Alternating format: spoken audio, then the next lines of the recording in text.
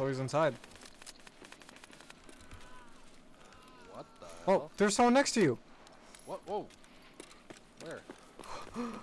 This guy was right here. What the fuck? This guy here? Yeah.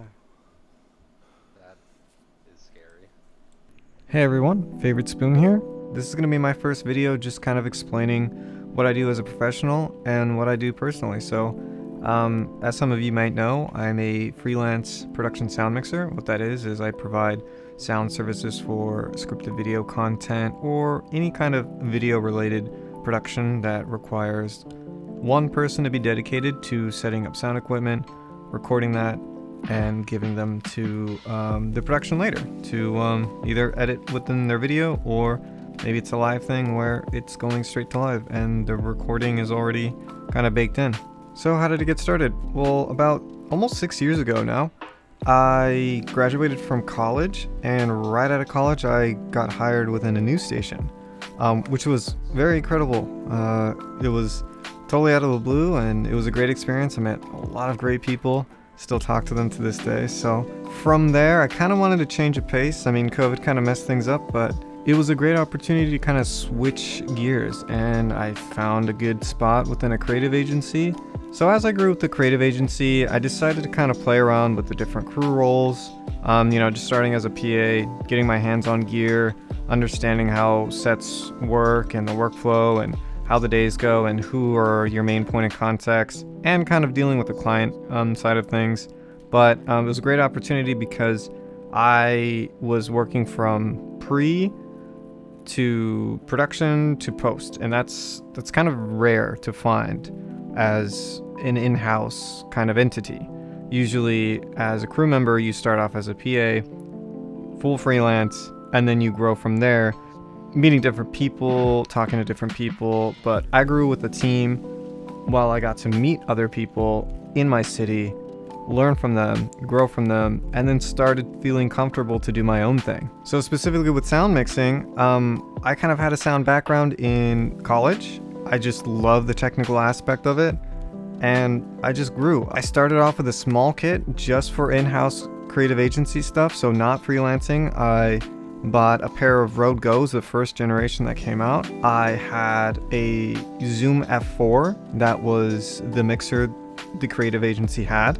And then I had some sort of Audio Technica mic. I think it was one of the intro mics. From there, I just kind of like played around with looking for gigs. I met some few people, did some very small projects, and to be honest, I messed up a lot, but I knew at the time that, I was working with very similar like-minded people, similar experience range, and if I messed up, it wasn't the end of the world. But yeah, ever since I started with that small kit, piece by piece, I started to invest in more gear. I wasn't committed to fully freelancing, but I wanted to be in a position where I can still be in-house, work more, get more experience, meet the connections, and then finally tell everybody that... Okay, pause right here. So this scav just threw a grenade at me. Oh, that's an aid. Ah! What the fuck did he throw at me? Oh, there's another guy. But it never went off. And every time I see this clip, I'm like, what? What happened to that nade? I mean, I freaked out for a reason, and it looked like it was like a grenade misfire, but I'm not sure if that's a thing in this game. But anyways, back to the story. And then finally tell everybody that, hey, I'm freelance now, got my own kit going, and just build out my own freelance brand.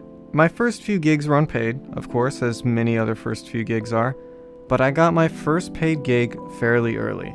At that point, I really didn't know how much to charge. I really wasn't talking to many freelancers and figuring out rates, so I charged a very, very low rate. And the producer knew that, the person who reached out to me knew that, and obviously they know what that means, experience level, kit level. But it was just a kind of web docu-series that I did 2 episodes of. Everything sounded great, and there were no issues with that project. But that was my first stepping stone in terms of a paid client and a paid project. And from there, that was like 4 years ago. And I think that year I only had 3 paid projects. The following year, it like tripled. So, and then now it's like 3 times a month. So where did Favorite Spoon come from? Well, my alias, in terms of my online profiles, I am known as Favorite Spoon. That name was created way long ago. We're talking like 2014, I believe.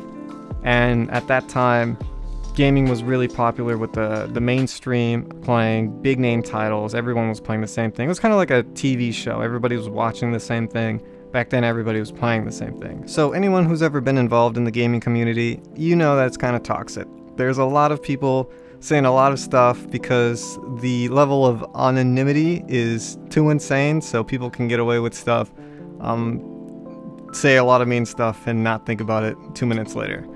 And I'm not that kind of person, so the reason why I go by Favorite Spoon is because I wanted a silly, fun name to just engage with people, and ultimately if they made fun of my name or whatever, they would have sounded silly for doing that, right? Also at the time I was having a bowl of cereal and realized that I used the same spoon every time for my bowl of cereal. I don't have that spoon now, so kind of betrayed that ideology, but here we are today. So why do I use it as my brand name? Well, I thought that the name Favorite Spoon was not only iconic to me, but it was something that everybody can remember, and 2, it kind of represents being this like support tool.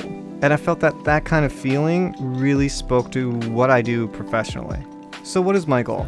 My goal is to continue engaging online. Obviously I don't have too much time for it now, but gaming is always a sweet spot for me. It's the thing that I love to do the most when I'm not focusing on projects. Recently I've been playing a lot of Escape From Tarkov, so you're probably going to be seeing me playing with my friend. Alright, let's pause it one more time. So, as you can see, playing with my friend, goofing. And I don't know if you guys noticed, but I kind of ran across him in front of him and stepped in this like landmine field in front of this camp. And somehow I blew him up, even though I set off the mine and I was closer to the mine. But unfortunately, my buddy passed away there, and yeah, kind of felt bad for that one. But I think he forgave me. But what's my goal in the future? My goal is to continue freelancing as a production sound mixer. I'm also video producing as a contractor with that same creative agency I started out with. It works great because I could really focus on commercial video producing while freelancing as a sound mixer on the side, and kind of bring in that full-time workflow, because everybody knows that the industry is per project, and sometimes you work a crazy amount of time and sometimes you don't. And usually it's hard to find that balance between working a consistent weekly schedule or just kind of working as an in-house person full-time, but don't have a lot of personal free time to do what you want in the industry. But anyways, I'm going to keep doing these kinds of videos, focusing on one topic at a time. We'll talk about gear, we'll talk about how to do your first invoice, we'll talk about kind of different kind of projects I've been on.